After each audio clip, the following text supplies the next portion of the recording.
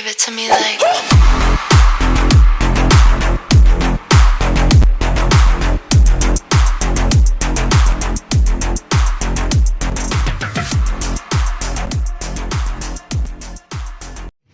Halo guys, ini kita mau lanjut jalan-jalan lagi. Kali ini kita mau jalan-jalan ke Museum Petilasan Mbah Marijan yang ada di Dusun Kindahrejo, Desa Umbul Harjo, Kecamatan Cangkringan, Sleman, Yogyakarta. Museumnya ini dulu bekas rumah Mbah Marijan sebelum terjadi erupsi pada tahun 2010 dulu. Oke, sekarang kita mau bahas sekilas tentang perjalanan hidup dan meninggalnya sang legenda juru kunci Gunung Merapi, yaitu Mbah Marijan. Mbah Marijan lahir pada tanggal 5 Februari 1927 di Dusun Kindahrejo, Desa Umbul Harjo. Mbah Marijan diangkat sebagai juru kunci Gunung Merapi pada tahun 1982, menggantikan ayahnya yang telah wafat. Mbah Marijan diangkat jadi abdi dalam oleh Sri Sultan Hamengkubuwono ke-9 dan ditugaskan menjadi juru kunci Gunung Merapi dan diberi gelar Mas Penewu Surak Sohargo. Di museumnya ini terdapat benda-benda peninggalan Mbah Marijan dulu pasca erupsi tahun 2010. Sebagai juru kunci atau kuncen, Mbah Marijan dapat melihat fenomena alam apa yang akan terjadi pada Gunung Merapi menggunakan mata batinnya atau nalurinya. Dikarenakan semasa kecil dulu Mbah Marijan selalu ikut ayahnya ke Gunung Merapi. Jadi Mbah Marijan sudah paham betul apa yang akan terjadi pada Gunung Merapi. Dan juga Mbah Marijan berperan penting untuk memberikan informasi tentang hal-hal apa saja yang diperbolehkan atau dilarang selama proses pendakian Gunung Merapi. Jadi dulunya orang-orang sebelum mendaki mereka ke rumah Mbah Marijan dulu. Mereka minta petunjuk hal-hal apa saja yang dilarang atau diperbolehkan sama konsultasi hari baik atau buruknya. Selain itu, tugas utama Mbah Marijan sebagai juru kunci adalah memimpin acara ritual labuan di puncak Gunung Merapi. Ritual labuan ini adalah persembahan doa kepada Yang Maha Kuasa dan juga rasa syukur telah diberikan keselamatan, dijauhkan dari segala bencana, dan juga tanda penghormatan kepada leluhur, serta doa rasa syukur karena telah diberikan keselamatan bagi Raja Kraton Ngayogyakarta Hadiningrat. Mobil di samping kita ini mobil relawan saat hendak melakukan evakuasi Mbah Marijan. Acara labuan ini juga bisa disaksikan oleh masyarakat umum dan sudah menjadi agenda wisata tahunan Kabupaten Sleman maupun Yogyakarta. Jadi acara labuannya itu nggak langsung ke puncak Gunung Merapinya, tapi di TNGM atau Taman Nasional Gunung Merapi yang berada di zona religi. Di museumnya ini juga terdapat foto-foto peninggalan Mbah Marijan dulu sebelum dan sesudah erupsi Gunung Merapi tahun 2010. Awal mula viralnya Mbah Marijan dulu pasca erupsi Gunung Merapi tahun 2006. Pada saat itu Mbah Marijan juga melakukan ritual di puncak Gunung Merapi dan beliau juga menolak untuk dievakuasi karena beliau yakin dan percaya lahar dan awan panas tidak akan melewati rumahnya dan dia memilih untuk tinggal di rumah. Pada saat itu Gunung Merapi sudah berstatus awas dan semua warga sudah diungsikan ke tempat yang aman. Dan Mbah Marijan tetap teguh pada pendiriannya, tidak mau mengungsi. Dan benar saja rumah Mbah Marijan tidak terkena lahar maupun awan panas, hanya melewati samping rumahnya saja. Dan semenjak itu Mbah Marijan viral dan terkenal di mana-mana. Bahkan masyarakat sekitar percaya bahwa Mbah Marijan dapat menaklukkan Gunung Merapi. Juga sering diliput dari berbagai media dan menjadi bintang iklan minuman berenergi. Dan juga Mbah Marijan merupakan salah satu sosok yang penting bagi warga sekitar, terutama yang tinggal di lereng Gunung Merapi. Mbah Marijan kerap dianggap pembawa pesan bagi masyarakat sekitar di saat Gunung Merapi ingin mengeluarkan lahar atau awan panasnya. Dan selang 4 tahun pasca erupsi tahun 2006 terjadi lagi erupsi Gunung Merapi pada tahun 2010. Wasiat Mbah Marijan sebelum terjadi erupsi pada tahun 2010 dulu adalah Sleman karo Bupati Klaten, Magelang, Boyolali. Kuwi papat kuwi nek iso kudu mikir. Ora iso mikir kuwi bakal diwehi ning anggapan panas. Yang intinya Mbah Marijan berpesan kepada Bupati Sleman, Boyolali, Klaten, dan Magelang untuk melarang penambang pasir menggunakan beko atau alat berat karena itu akan membuat Gunung Merapi marah. Menambang pasir boleh tapi menggunakan alat tradisional biar tidak merusak lingkungan sekitar, terutama di lereng Gunung Merapi. Dan benar saja Gunung Merapi mengalami erupsi kembali pada tahun 2010 dulu. Lebih tepatnya pada tanggal 26 Oktober 2010. Dan erupsi susulannya pada tanggal 4 sampai 5 November 2010. dan itu tercatat sebagai erupsi terbesar sepanjang sejarah meletusnya Gunung Merapi.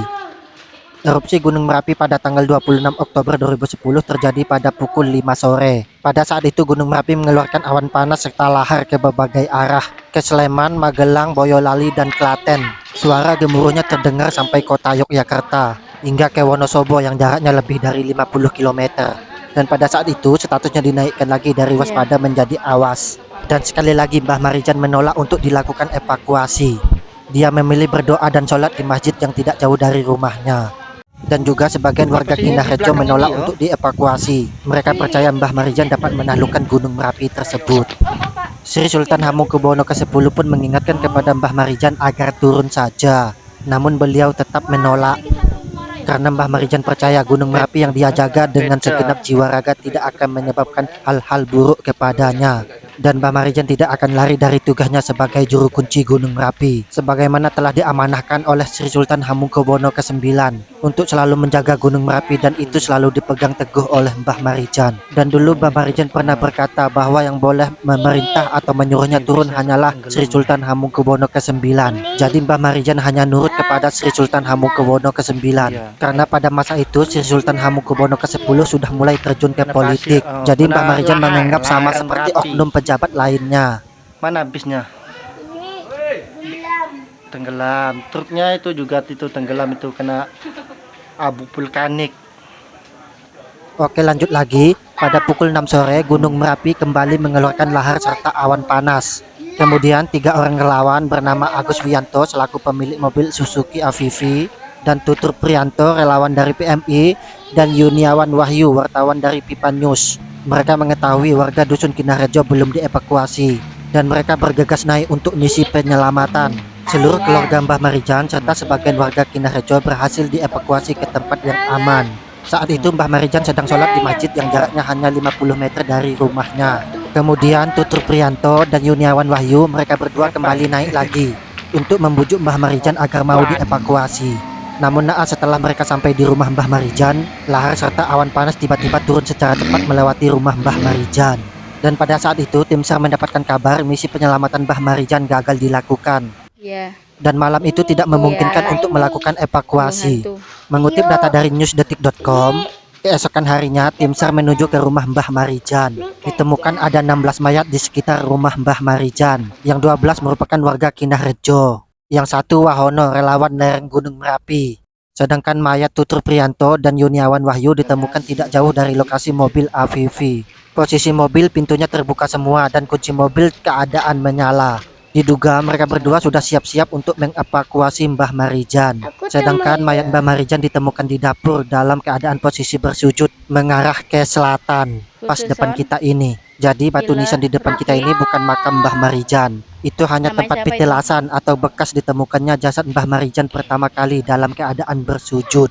Jadi total korban jiwa warga Kinarjo, Desa Umbul Harjo, ada total 39 orang yang meninggal, termasuk yang meninggal di rumah sakit. Tim SAR yang pertama kali menemukan jasad Mbah Marijan dalam keadaan bersujud, mereka menduga Mbah Marijan meninggal dalam keadaan sholat.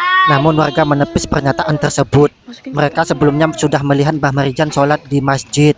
Kalau memang posisi sholat, kenapa sholatnya mengarah ke selatan? Namun tim forensik yang mengidentifikasi mayat Mbah Marijan di RS Sarjito mengatakan posisi Mbah Marijan sedang tidur atau istirahat, jadi kelihatannya seperti bersujud. Sekali lagi warga menepis pernyataan tersebut. Kalau memang posisi tidur atau istirahat, kenapa istirahatnya di dapur bukan di kamar? Sehingga warga sekitar menyimpulkan dan mereka percaya posisi sujud Mbah Marijan ke selatan itu mengarah ke Keraton Jogja. Itu adalah bentuk sujud penghambaan atau penghormatan terakhir beliau. Seakan Mbah Marijan mengatakan bahwa dia sudah menyelesaikan semua tugas-tugasnya.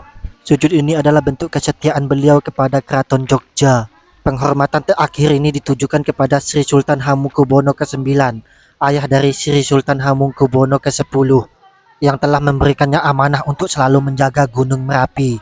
Dan amanah tersebut dipegang teguh oleh Mbah Marijan sampai akhir hayatnya. Sedangkan Mbah Marijan dimakamkan di Dusun Glagahrejo, di dekat makam kakeknya. Pasca erupsi Gunung Merapi tahun 2010 dulu, kini rumah Mbah Marijan dijadikan museum. terdapat benda-benda dan foto-foto peninggalan Mbah Marijan dulu. Dan ini masjid tempat Mbah Marijan sholat dulu, sekarang sudah direhab ulang. Mbah Marijan meninggalkan 1 orang istri bernama Ponirah, 6 anak, 11 cucu, dan 4 cicit. Kini juru kunci Gunung Merapi digantikan anaknya yaitu Mbah Asih atau gelar Kliwon Surak Sohargo. Anak keempat Mbah Marijan dari 6 saudara. Mbah Asih diangkat jadi abdi dalam pada tanggal 4 April 2011 dan ditugaskan sebagai juru kunci menggantikan Mbah Marijan. Oke, itulah sekilas tentang perjalanan hidup dan meninggalnya sang juru kunci Mbah Marijan. Oke, dadah, see you.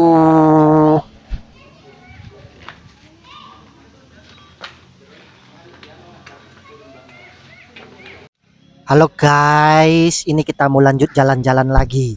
Pas pulang dari Museum Petilasan Mbah Marijan, Gunung Merapinya baru kelihatan. Wow, Merapinya kelihatan cerah sekali guys. Dengan sawah-sawahnya sadu-sadu. Ya belok. Oh. Tuh Merapinya kelihatan guys. Kelihatan cerah. Ini kita mau lanjut jalan-jalan lihat wisata jeep off-road di Kali Kuning.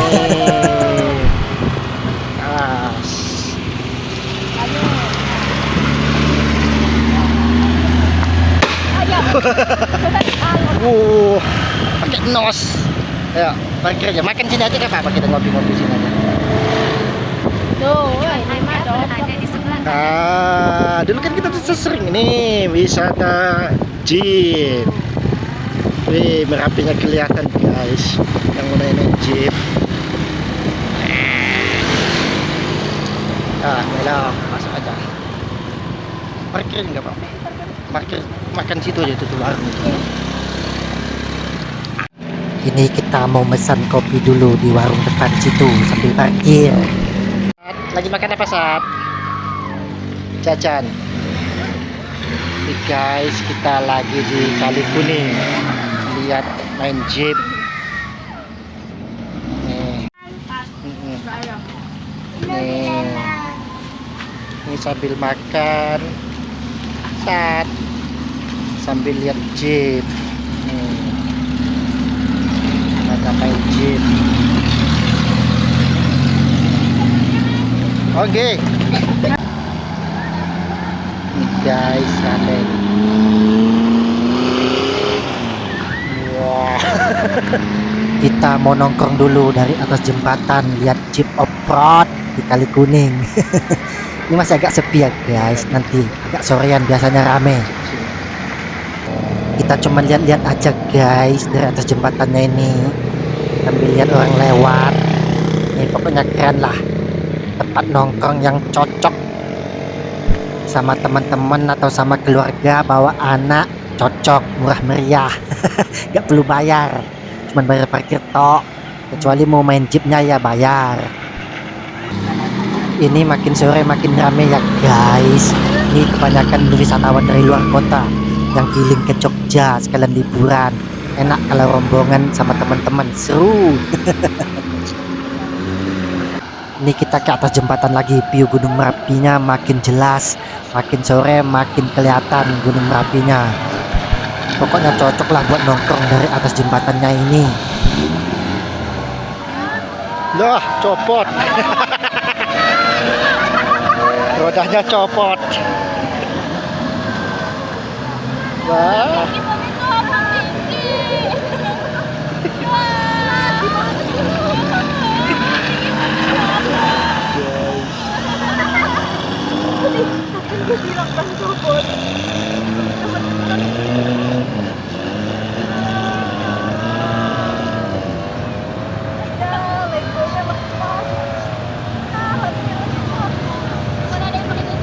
Lihat jeep rodanya copot pada heboh samping-samping ini.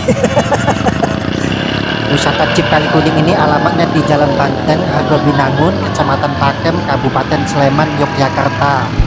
Lewat Jalan Kaliurang atau Jalan Merapi Golf juga bisa, nanti cuman masuk dikit udah sampai, atau di map cari aja wisata jeep Kali Kuning nanti muncul. Ini makin sore makin ramai jeep-jeep yang masuk ke sini. pada pakai mantol takut basah. Enak ya guys, tempatnya juga estetik, menyegarkan mata. Ajak istri atau pacar nongkrong sini, pokoknya jos. Bawa anak juga enak, bisa duduk-duduk di atas sini, pokoknya mantap lah. Ada guys, ini kita lagi di kali guys, di jalan Nih yang off-road di Kali Kuning makin ramai, itu ada 20-30 jeep lebih itu. Ramai sekali. Makin seru. Kita nggak naik jeep ya guys, cuma lihat-lihat saja. Nggak kuat sewanya, lagi bokek juga. Kalau ada yang ngajak oke mau. Kalau rame-rame kan enak, sewanya bisa bagi-bagi. Mereka ini ngambilnya paketan harga 350 sampai 750. Nanti daftar harga sewanya saya spill di bawah ini. Apalagi yang paket 750 itu nanti sudah bisa keliling ke Bangker Kali Adem, Museum Petilasan Mbah Marijan, ke Batu Alien, ke Klangon, Kali Opak, pokoknya puas lah kalau yang harga 750 itu. Apalagi nyewanya rame-rame, enak, bayarnya bagi-bagi, jadi gak berat. Sat, lagi apa Sat? Lagi makan. Ini kita sambil makan guys di warung ini, sambil lihat jeep.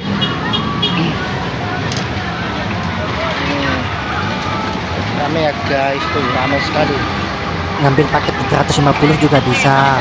Nanti sudah bisa keliling ke Bangker Kali Adem, Museum Petilasan Mbah Marijan, sama outbound ke sini juga, pokoknya puas lah. Tuh tambah rame ini, biasanya yang tadi tuh dari luar kota 2 bis 3 bis, jadi kan enak rombongan. Mereka ini bookingnya udah dari jauh-jauh hari, jadi enak ke sini langsung naik jeep. Apalagi ini lagi musim liburan, kalau nggak duluan booking biasanya kehabisan. Pokoknya seru lah jalan-jalan ke area Gunung Merapi sini. Banyak destinasi wisatanya juga, pokoknya puas pol. Pokoknya cocok buat jalan-jalan keluarga atau sama teman-teman. Udah sore ini, udah jam 5-an. Tapi masih rame.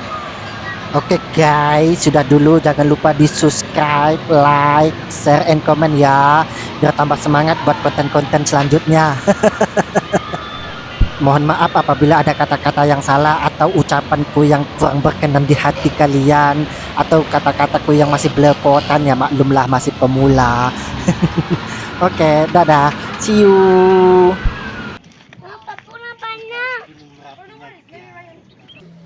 Sapi. Bangkai sapi yang kena letusan Merapi ya. Kucingnya.